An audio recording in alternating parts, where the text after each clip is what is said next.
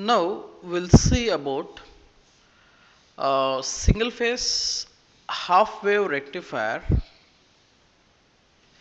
Single phase half wave rectifier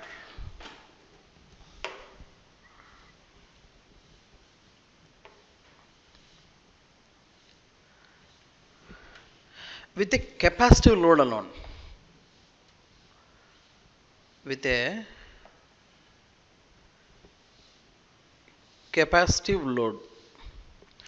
So, like, what this main agenda for this is, for example, so as we were discussing already, this is our AC supply.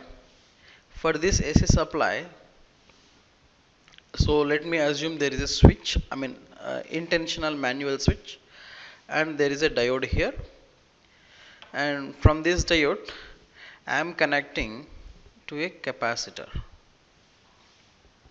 So this is electrolytic capacitor, so that is like it's a polarized capacitor. So this is plus and this is minus. This is source supply Vs.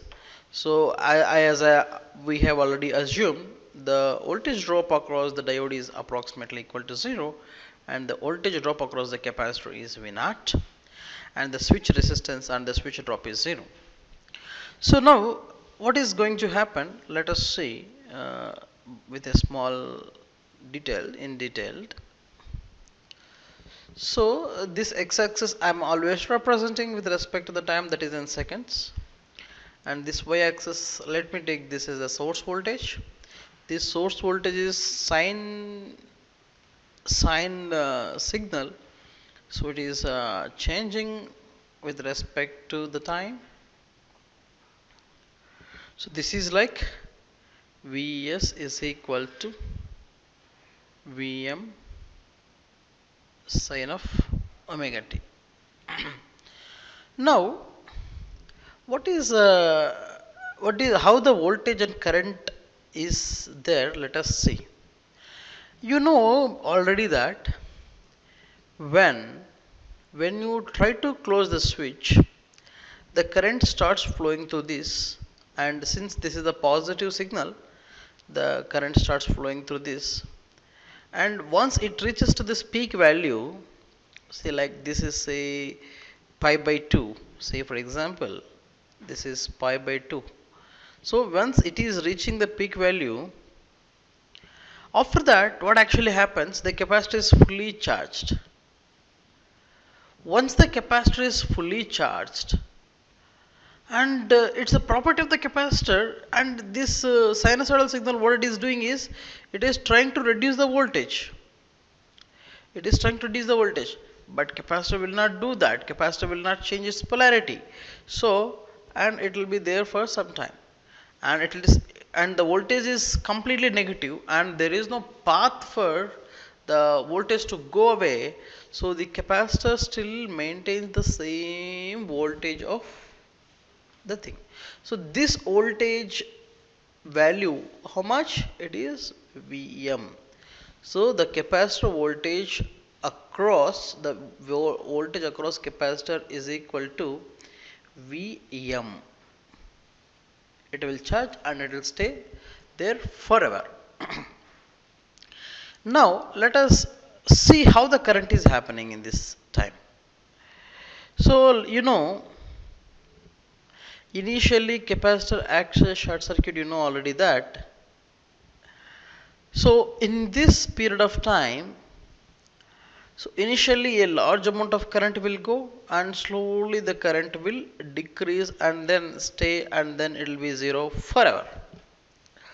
So this is the current I naught. So this is the current I naught. So how do we find out the value of I naught? So that we'll see now. Now the I naught is equal to C dVc by dt. So for till pi by 2 only we'll take, okay, we'll not take more than that. Till pi by 2 only we'll take. After that it is a constant, so it will be 0.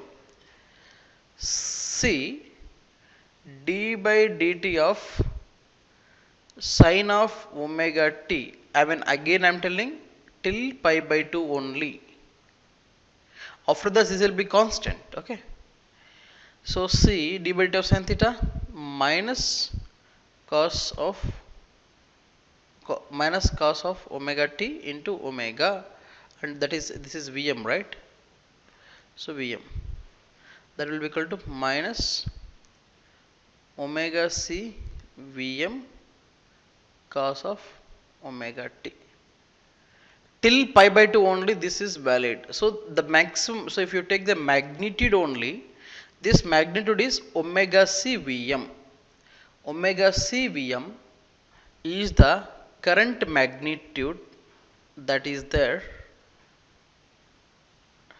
in this direction.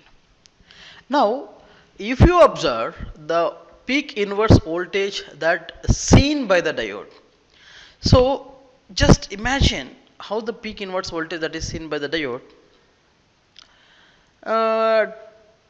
till this point the diode is conducting, and hence the voltage seen by the diode is approximately equal to 0. Now once it is reaches to this point, so this completely negative, this completely part, voltage part will come into reverse polarity. So this will be there negative, and this again complete voltage is come here. So the approximately a voltage of I can say 2 times of Vm will be there, I mean will be seen by this diode. So why 2 times of Vm? Why not with this Vm? So this Vm is already there in reverse bias, and again from here to here this reverse bias is coming into picture, and this is coming into picture. So that is Vm and Vm, total 2 Vm reverse peak, I mean peak inverse voltage that will be seen in this setup. Now how do we find out, like how do we find out the voltage drop across the diode? I mean, if assuming that if the voltage across the diode is not equal to 0, then what could be the case?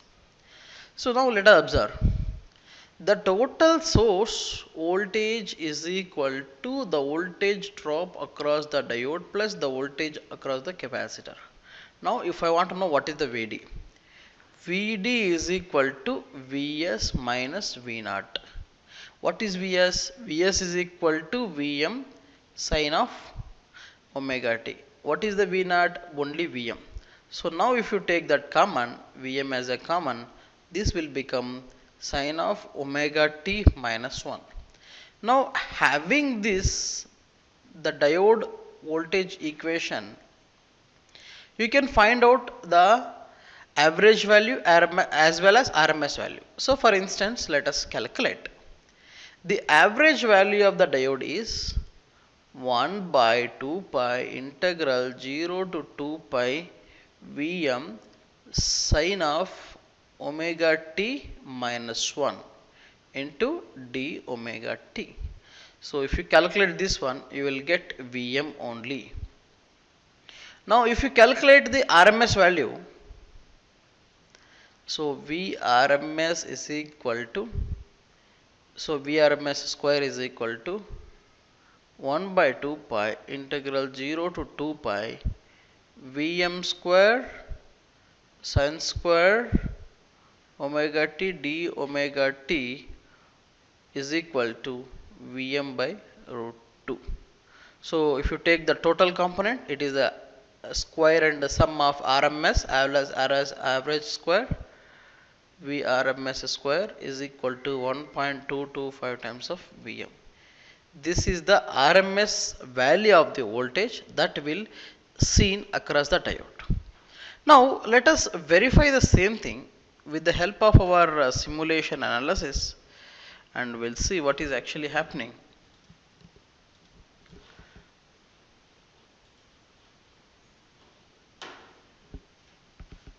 So we'll bring out the simulation here, and I'm just starting the simulation. So it is same as our earlier circuit.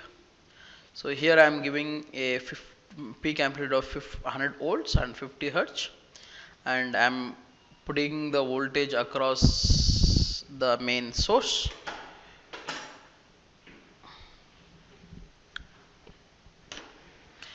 So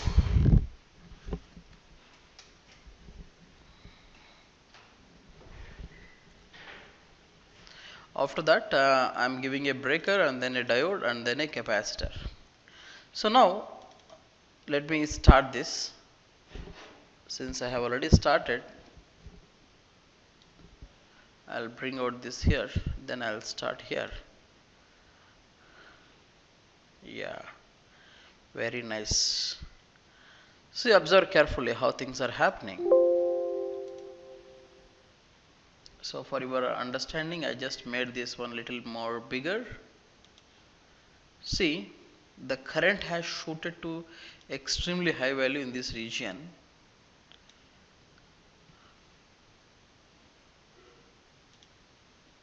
Yeah, now you can see the blue line that you are able to see, that is the sinusoidal voltage which is having a peak value of 100 to peak value of 100.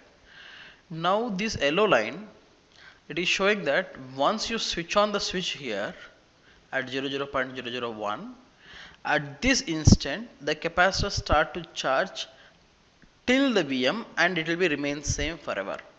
And how about the current? You can see the current rose to a peak value here and then came back. Current raised to a peak value and then came back to 0. So this is what I was trying to tell you even in the circuit also. Now if you want to see what is the voltage that you see across the diode also, you can see. So you can just right click here and then copy this and then paste this, and you want to see voltage across the diode. Now put to one terminal here, one terminal here, and then here you give number of inputs to be 4, and then we can again let us see and let us run this. Let us run that again. Yeah, see.